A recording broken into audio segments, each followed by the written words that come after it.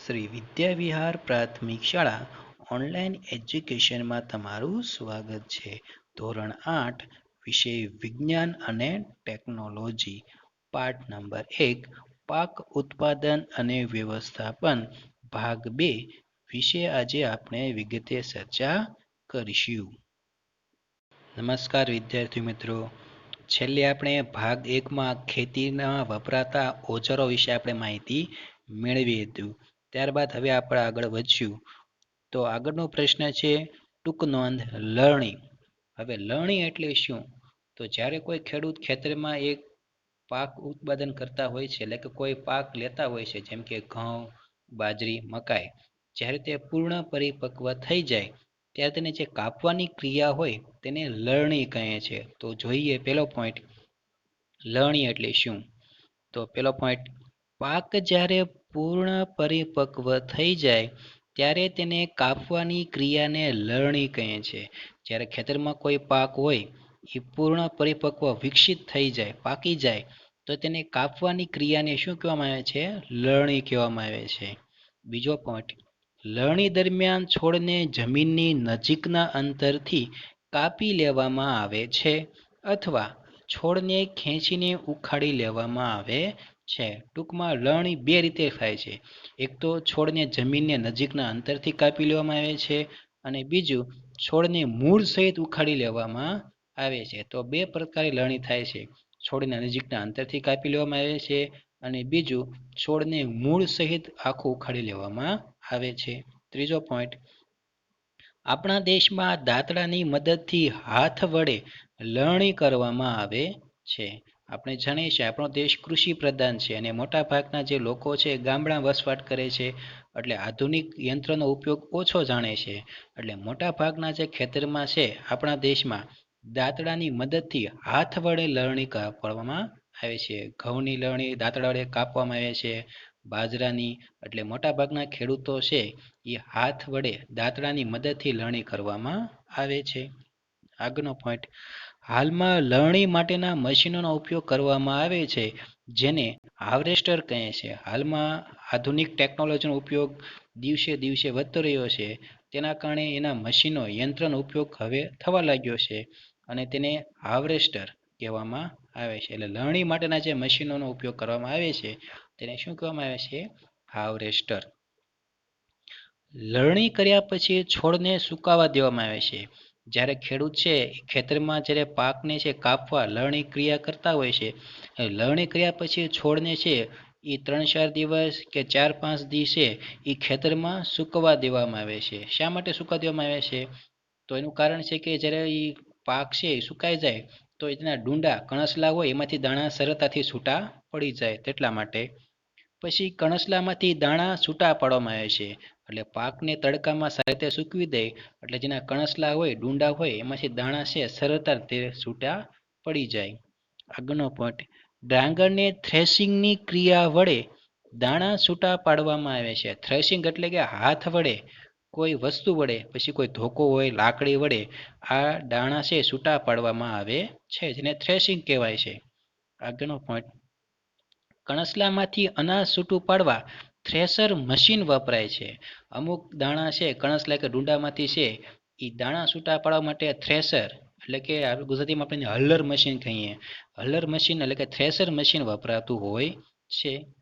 આગળનો પોઈન્ટ, લણણી કરવા અને થ્રેશિંગ એમ બંને ક્રિયાઓ માટે કમ્બાઈન મશીન વપરાય છે. અત્યારે આધુનિક ટેકનોલોજી વિકાસ થતા છે કમ્બાઈન મશીનનો ઉપયોગ કરવામાં આવે છે. એમાં બે ક્રિયાઓ થતી હોય છે. લણણી એટલે કે લણણીની ક્રિયા પણ થાય અને થ્રેશિંગ એટલે કે દાણા છૂટા પાડવાની પણ ક્રિયા થાય એવું મશીન આવે છે જેને આપણે કટર કહીએ, ઘઉં કાપવાનું મશીન. ઘણા વિદ્યાર્થીઓ મિત્રો છે ગામડામાં કટર મશીન જોયું હોય છે, જેમાં આગળ છે એ લણણી એટલે કે ઘઉં કપાતા હોય છે, જ્યારે પાછળથી છે તે જ મશીનમાં છે એ દાણા છે છૂટા પડીને આપણને દેખાતું હોય છે, એટલે કે અલગ પડતા હોય છે. એટલે એવું મશીન કે જેમાં લણણી પણ થાય પાકની અને સાથે દાણા પણ છૂટા પડે તેને કમ્બાઈન મશીન તરીકે ઓળખવામાં આવે છે, અથવા આપણે કટર મશીન તરીકે પણ ઓળખીએ છીએ. તો આ મહત્વપૂર્ણ ટૂંકનોંધ હતી લણણી. ત્યારબાદ જોઈએ તફાવતમાં. તો પહેલો તફાવત છે કુદરતી ખાતર અને કૃત્રિમ ખાતર. તો જોઈએ કુદરતી ખાતરનો પહેલો પોઈન્ટ, વનસ્પતિ અને પ્રાણીઓના અવશેષોના વિઘટનથી બને છે. તો આ કુદરતી ખાતર છે વનસ્પતિના પાંદડા, મૂળ, થડ અને પ્રાણીઓના છે મળ, મૂત્ર વગેરેના અવશેષોના વિઘટન એટલે કોહવાટથી આ ખાતર બને છે. જ્યારે કૃત્રિમ ખાતર છે એ કારખાનામાં રાસાયણિક પ્રક્રિયાથી બનાવવામાં આવે છે. આ કૃત્રિમ ખાતર છે એ કારખાનાઓમાં કેમિકલોથી રાસાયણિક પ્રક્રિયાથી બનાવવામાં આવે છે. આગળનો પોઈન્ટ બીજો, જમીનનું બંધારણ સુધારે છે. આ કુદરતી ખાતર છે એ નાખવાથી જમીનનું જે માળખું છે એ લાંબા સમય સુધી સારું રહેશે, બગડતું નથી. એટલે કે દિવસે દિવસે વર્ષે વર્ષે આ જમીનનું બંધારણ છે સુધારે છે. જ્યારે કૃત્રિમ ખાતર છે લાંબા ગાળે જમીનનું બંધારણ બગાડે છે. કૃત્રિમ ખાતર આપણે ખેતરમાં નાખીએ તો પાક ઉત્પાદન પુષ્કળ પ્રમાણમાં થાય, પણ લાંબા ગાળે આ ખાતર છે એ જમીનનું બંધારણ કેવું કરે છે? બગાડે છે, નુકસાનકારક છે. ત્રીજો પોઈન્ટ, તેની અસર લાંબો સમય રહેતી હોવાથી વારંવાર નાખવું પડતું નથી. આ કુદરતી ખાતરની અસર છે ખૂબ લાંબા સમય સુધી રહે, એટલે ખેડૂતો છે વર્ષની શરૂઆતથી આ ખાતર નાખી દે છે, એટલે તેને વારંવાર આખા વર્ષ નાખવું પડતું નથી. જ્યારે કૃત્રિમ ખાતર છે તેની અસર લાંબો સમય રહેતી નથી, તેથી વારંવાર નાખવું પડે છે. આ કુદરતી ખાતર છે એ પાણી સાથે જલ્દી ધોવાઈ જાય છે, એટલે એની અસર લાંબા સમય રહેતી નથી, એટલે આ ખેડૂતને આ ખાતર છે એ વારંવાર નાખવું પડતું હોય છે. આગળનો પોઈન્ટ, વનસ્પતિ માટે જરૂરી પોષક તત્વો ઓછી માત્રામાં હોય છે, કારણ કે આ ખાતર છે એ વાડી કે ખેતર કે ઘરે બનાવતા હોય છે અને વનસ્પતિ અને પ્રાણીઓમાંથી બનેલું છે, એટલે સ્વાભાવિક છે કે આ ખાતરમાં જરૂરી પોષક તત્વો ખૂબ હોય છે, પણ ખૂબ ઓછી માત્રામાં હોય છે. જ્યારે કૃત્રિમ ખાતરમાં પોષક દ્રવ્યો જેના NPK એટલે કે નાઇટ્રોજન, ફોસ્ફરસ અને પોટેશિયમ ભરપૂર માત્રામાં હોય છે, કારણ કે આ ખાતર છે કૃત્રિમ ખાતર એ કારખાના બનાવવામાં આવે છે અને જે પાકને જરૂર પ્રમાણે પોષક તત્વો છે એ પ્રમાણે પાક આ ખાતર છે એ બનાવવામાં આવે છે. એટલે કુદરતી ખાતરમાં પોષક તત્વો ઓછી માત્રામાં હોય, જ્યારે કૃત્રિમ ખાતરમાં છે આ પોષક દ્રવ્યો ભરપૂર માત્રામાં હોય છે. આગળનો પોઈન્ટ સૌથી મહત્વનો કે કુદરતી ખાતર પ્રમાણમાં કેવું છે? સસ્તું છે. એનું કારણ છે કે વનસ્પતિ અને પ્રાણીઓના અવશેષોમાંથી બને છે, એટલે કિંમતમાં એકદમ સસ્તું છે, ખેડૂતોને પોસાય તેવી રીતે. જ્યારે કૃત્રિમ ખાતર છે પ્રમાણમાં કેવું છે? મોંઘું છે. એનું કારણ છે કારખાનામાં કેમિકલ રાસાયણિક પ્રક્રિયાથી બનતું હોય છે, એટલે આ કિંમતમાં એકદમ મોંઘું છે. ત્યારબાદ આગળનો બીજો તફાવત જોઈએ તો ટપક પદ્ધતિ અને ફુવારા પદ્ધતિ. આગળ પણ આપણે આના વિશે માહિતી મેળવી હતી, ફરી તફાવતના સ્વરૂપે જોઈએ તો પહેલો પોઈન્ટ, પાણીનો વ્યય સૌથી ઓછો થાય છે. વ્યય એટલે બગાડ. જ્યારે ટપક પદ્ધતિમાં પાણીનો બગાડ સૌથી ઓછો થાય. શા માટે? તો આગળ જોયું તો આપણે કે આ ટપક પદ્ધતિમાં જ્યાં છોડ ઉગાડવામાં આવ્યો છે ત્યાં એને છે પાણી ટીપે ટીપે મળતું હોય છે, એટલે પાણીનો બગાડ સૌથી કેવો થાય? ઓછો થાય છે. જ્યારે ફુવારા પદ્ધતિમાં ટપક પદ્ધતિ કરતાં વધુ પાણીનો વ્યય એટલે કે બગાડ થાય છે. એનું કારણ છે કે ફુવારા પદ્ધતિમાં છે એ છોડને છે ફુવારા સ્વરૂપે છે પાણી છે મળતું હોય છે, એટલે ટપક કરતાં છે એ ફુવારા પદ્ધતિમાં પાણીનો બગાડ વધુ થાય છે. બીજો પોઈન્ટ, ખર્ચ વધુ થાય છે.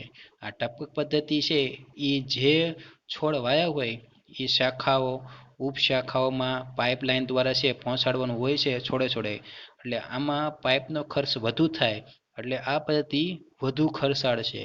જ્યારે ફુવારા પદ્ધતિ ખર્ચ ઓછો થાય છે, કારણ કે આમાં છે થોડા થોડા અંતરે ફુવારા મૂકી દેવામાં આવતા હોય છે, એટલે આમાં છે એ ટપક પદ્ધતિ કરતાં ફુવારા પદ્ધતિમાં ખર્ચ ઓછો થતો હોય છે.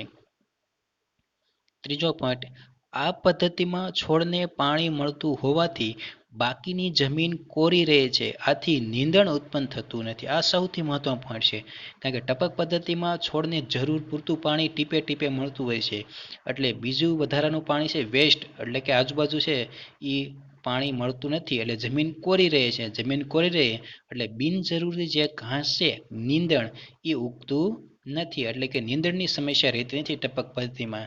જ્યારે ફુવારા પદ્ધતિમાં આ પદ્ધતિમાં છોડને અને તેની આસપાસની જમીનને પાણી મળતું હોવાથી નીંદણ ઉગી નીકળે છે, કારણ કે આમાં પદ્ધતિમાં છે એ પાણી ફુવારા સ્વરૂપે મળતું હોવાથી છોડ પણ છે પાણી મળે અને આસપાસની જે જમીન કોરી હોય તેને પણ પાણી મળે છે, એટલે સ્વાભાવિક છે એટલે પાણી મળે એટલે જમીનમાં છે એ બિનજરૂરી ઘાસ ઉગી નીકળે, એટલે નીંદણની સમસ્યા આ પદ્ધતિમાં રહે છે. તો આ તે ટપક પદ્ધતિ અને ફુવારા પદ્ધતિ.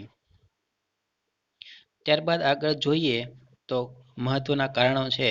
એમાં પહેલું કારણ, અળસિયા ખેડૂતના મિત્રો કહેવાય છે. સૌથી મહત્વનું કારણ છે કે અળસિયા છે એ ખેડૂતના મિત્રો શા માટે કહેવાય છે?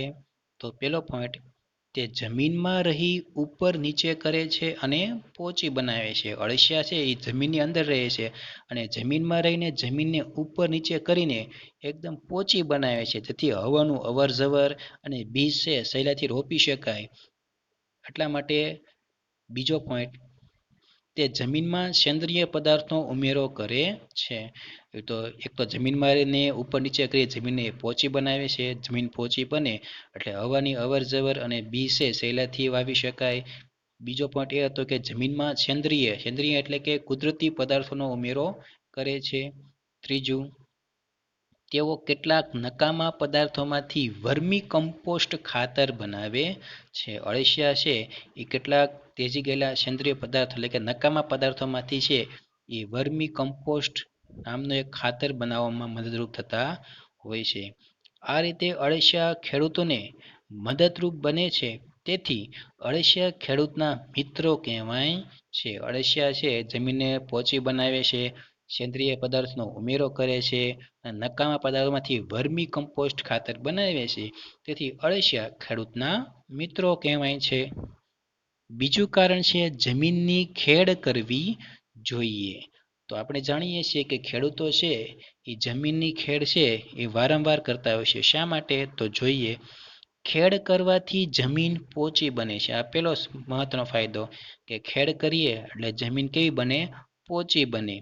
બીજું, જમીનના ઢેફા ભાંગી જમીનના કણ છૂટા પડે છે. આ બીજો ફાયદો એ કે જમીનના જે મોટા ઢેફા હોય એ ભાંગી જાય છે અને નાના કણ છૂટા પડે છે.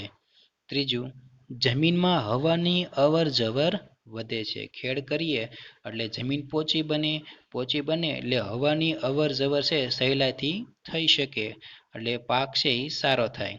આગળનો પોઈન્ટ, પોચી જમીનમાં વાવેલા બીજ સરળતાથી ઉગી જાય. મહત્વનો ફાયદો છે આ, કે જમીન ખેડ કરવાથી જમીન એક તો એકદમ પોચી બને અને જેવી જમીન પોચી બને એટલે હવાની અવર જવર થઈ શકે અને જેથી કરીને બીજ છે એ સરળતાથી ઉગી શકે. આગળનો પોઈન્ટ, જમીનમાં રહેલા સૂક્ષ્મ જીવો અને અળસિયાને શ્વસન માટે હવા મળી રહે છે.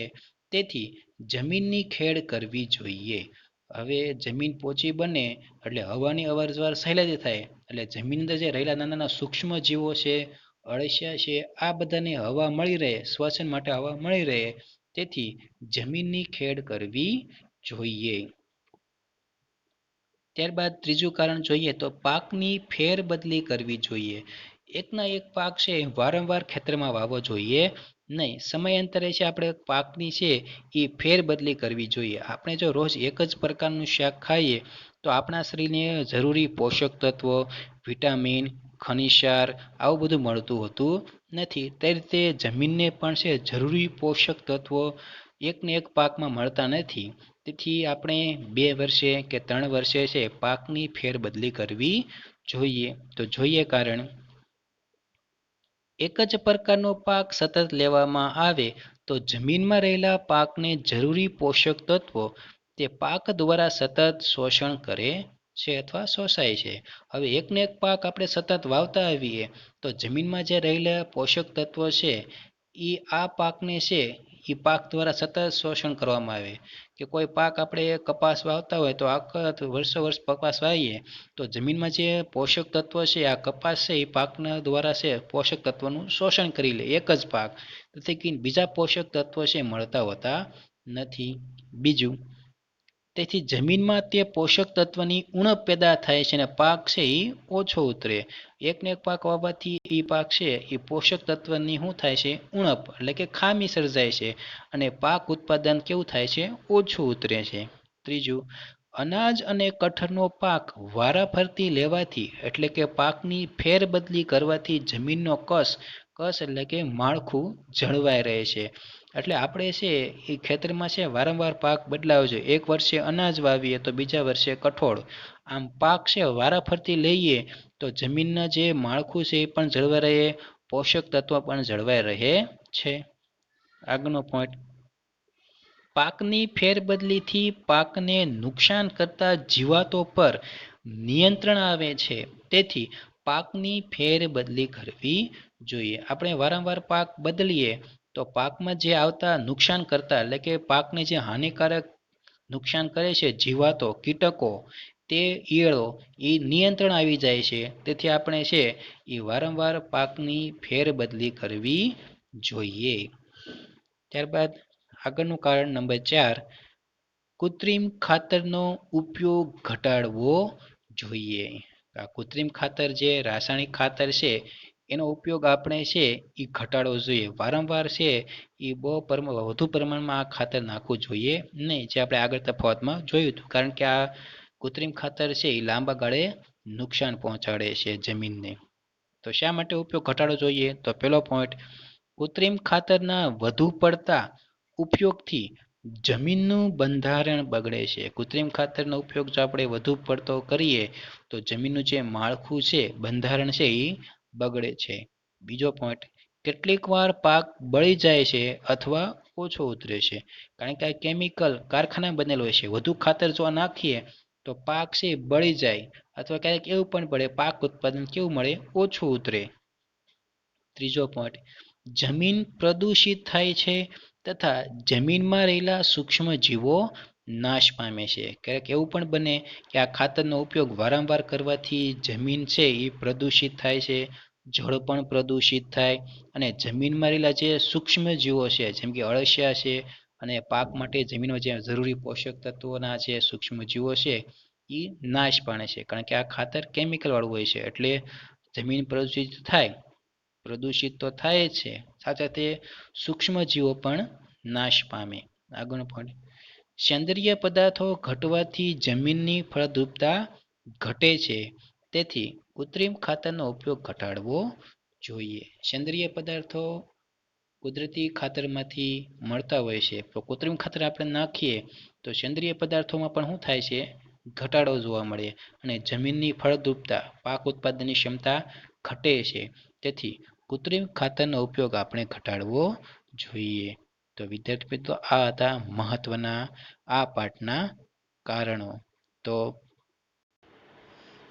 હવે આપણે આગળ જોઈશું આ પાઠનો એક મહત્વનો પ્રયોગ, ખૂબ જ અગત્યનો પ્રયોગ છે, તેના વિશે આપણે ચર્ચા કરીએ. પ્રયોગનું નામ છે હેતુ. હેતુ છે પાકની સારી વૃદ્ધિ થવા માટે કુદરતી ખાતર અને કૃત્રિમ ખાતર જરૂરી છે તે દર્શાવો. પાક એટલે છોડની સારી વૃદ્ધિ થવા માટે બે ખાતર, કુદરતી ખાતર અને કૃત્રિમ ખાતર જરૂરી છે તે આપણે સિદ્ધ કરવાનું છે. આપણો હેતુ છે. તો આ પ્રયોગ માટે કેવા કેવા સાધન સામગ્રી જોઈશે તો જોઈએ. 3 પાત્રો, માટી, છાણિયું ખાતર, કૃત્રિમ ખાતર, પાણી, મગ અથવા ચણાના દાણા. આટલી વસ્તુ આ પ્રયોગ માટે જરૂર પડશે. તો હવે આપણે જોઈએ પદ્ધતિ. તો સૌપ્રથમ મગ અથવા ચણાના દાણા લઈને તેને અંકુરિત કરો. તો સૌપ્રથમ આપણે મગ અથવા ચણા જે દાણા લઈને એને અંકુરિત એટલે કે ઉગાડવાના છે. બીજો પોઈન્ટ, તેમાંથી એક જ આકારના સરખા બીજને પસંદ કરો. હવે તેમાંથી છે એક સરખા આકારના ઉગેલા બીજ છે એ તમારે પસંદ કરવાના છે. પેલા બીજ લેવાના, તેને અંકુરિત એટલે કે ઉગાડવાના. હવે તેમાંથી છે એક સરખા આકારના ઉગેલા બીજ છે તમારે પસંદ કરવાના છે.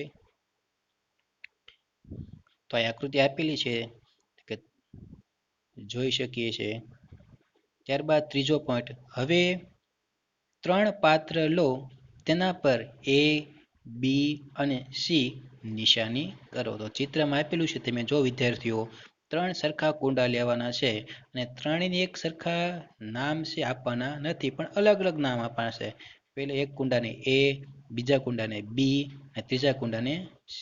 જેથી કરીને આપણે ખબર પડે કે ત્રણેય નામ આપી દઈએ. તો 3 પાત્ર લેવાના અને ત્રણે પર A, B અને C નિશાની કરવાની છે. નંબર 4, પાત્ર એમાં થોડીક માટી લઈને તેમાં થોડુંક સાણિયું ખાતર ભેળવો. હવે સૌપ્રથમ એક કુંડો એટલે કે પાત્ર એમાં શું કરવાનું છે, તો એમાં માટી પ્લસ સાણિયું ખાતર આપણે ઉમેરવાનું છે. સૌપ્રથમ ખાસ ધ્યાન રાખજો વિદ્યાર્થી મિત્રો, એ કુંડામાં છે આપણે માટી પ્લસ સાણિયું ખાતર ઉમેરવાનું છે. પોઈન્ટ નંબર 5, પાત્ર બીમાં સમાન માત્રામાં માટી લઈને તેમાં થોડુંક યુરિયા ખાતર ઉમેરો. હવે બી કુંડામાં છે એ માટી સાથે કયું ખાતર ઉમેરવાનું છે, યુરિયા ખાતર. એ પાત્રમાં આપણે માટી પ્લસ છાણિયું ખાતર નાખ્યું, બી કુંડામાં માટી પ્લસ યુરિયા ખાતર આપણે ઉમેર્યું. આગળનો પોઈન્ટ, છઠ્ઠો પોઈન્ટ, પાત્ર સીમાં થોડીક માટી લઈને કંઈ પણ ઉમેર્યા વગર રહેવા દો. એટલે કે પાત્ર સી છે ત્રીજું કુંડું, એમાં ફક્ત શું નાખવાનું છે, માટી. કોઈ પણ પ્રકારનું ખાતર કે કોઈ વસ્તુ ઉમેરવાની નથી. એ કુંડા આપણે શું નાખ્યું, માટી પ્લસ છાણિયું ખાતર, બી કુંડામાં માટી પ્લસ યુરિયા, અને ત્રીજું કુંડામાં ફક્ત માટી ઉમેરવાની છે. તો આગળનો પોઈન્ટ નંબર 7, હવે ત્રણેય પાત્રમાં સમાન માત્રામાં પાણી ઉમેરીને બીજને રોપી દો. ત્રણેય પાત્રમાં આપણે છે એ વ્યવસ્થિત છે એ માટી, છાણિયું ખાતર, બીમાં માટી પ્લસ યુરિયા, ત્રીજામાં ફક્ત માટી સમાન માત્રામાં નાખીને હવે ત્રણેયમાં બીજની છે આપણે રોપણી એટલે કે વાવી દેવાના છે. 8મો પોઈન્ટ, હવે તેમને સુરક્ષિત સ્થાન પર મૂકી દો. 7 થી 10 દિવસ પછી તેમની વૃદ્ધિનો અભ્યાસ કરો. હવે આ ત્રણેય કુંડાઓને છે એ બીજ રોપીને તેમને સુરક્ષિત સ્થાન પર એટલે કે સારા સુરક્ષિત સ્થાન હોય ત્યાં મૂકી દેવાનું. હા વિદ્યાર્થી મિત્રો, પાછો સૂર્યપ્રકાશ તેને મળતો રહે આ કુંડાને, તેવી રીતે આ કુંડાને તમારે વ્યવસ્થિત મૂકવાના છે. અને 7 થી 10 દિવસ સુધી તેમની વૃદ્ધિ એટલે કે જે છોડ ઉગે છે તેનો તમારે અભ્યાસ કરવાનો છે. અને નિયમિત તમારે રોજ છે એને પાણી અને સૂર્યપ્રકાશ મળી રહે તે તમારે ખાસ ધ્યાન રાખવાનું છે. અને તેમની વૃદ્ધિનો અભ્યાસ તમારે કરવાનો છે 7 થી 10 દિવસ પછી. તો 7 થી 10 દિવસ પછી જોયા પછી શું થાય છે તેનું આપણે અવલોકન કરવાનું છે. તો અવલોકનમાં જોઈએ તો પાત્ર બીના છોડની વૃદ્ધિ સૌથી વધારે છે. તો આપણે જોઈ શકીએ છીએ ચિત્રમાં કે પાત્ર બીમાં આપણે શું ઉમેર્યું હતું, માટી પ્લસ યુરિયા ખાતર. તો એની વૃદ્ધિ સૌથી વધુ આપણને જોવા મળે છે એ અને સી ના પાત્ર કરતા. પછી પાત્ર એ છોડની વૃદ્ધિ અને સી પાત્રના છોડની વૃદ્ધિ સૌથી ઓછી જોવા મળે છે. તો આપણે ચિત્રમાં સ્પષ્ટ દેખાય છે કે બી પાત્રમાં સૌથી વધુ વૃદ્ધિ જોવા મળે છે, જ્યારે બી કરતા એ પાત્રમાં થોડીક ઓછી વૃદ્ધિ જોવા મળે છે, કારણ કે તેમાં આપણે માટી પ્લસ છાણિયું ખાતર નાખ્યું હતું. જ્યારે એ અને બી કરતા સી પાત્રમાં છે સૌથી ઓછી છોડની વૃદ્ધિ જોવા મળે છે. તો અંતે આ પ્રયોગથી સિદ્ધ થાય છે આપણું હતું કે પાકની વૃદ્ધિ માટે કુદરતી ખાતર તથા કૃત્રિમ ખાતર જરૂરી છે. તો પાકની સારી વૃદ્ધિ અને વિકાસ થવા માટે બે ખાતર, કુદરતી ખાતર અને કૃત્રિમ ખાતર, આ બંનેની જરૂર પડે છે. તો વિદ્યાર્થી મિત્રો, આ પાઠ નંબર 1 પાક ઉત્પાદન અને વ્યવસ્થાપન અહીં પાઠ પૂર્ણ થાય છે. હવે આપણે ફરી મળીશું એક નવા જ એકમ એટલે પાઠ નંબર 2 સાથે નેક્સ્ટ વીકમાં. ત્યાં સુધી સ્ટે હોમ, સ્ટે સેફ, ઘરે રહો અને સુરક્ષિત રહો. આભાર. Thank you.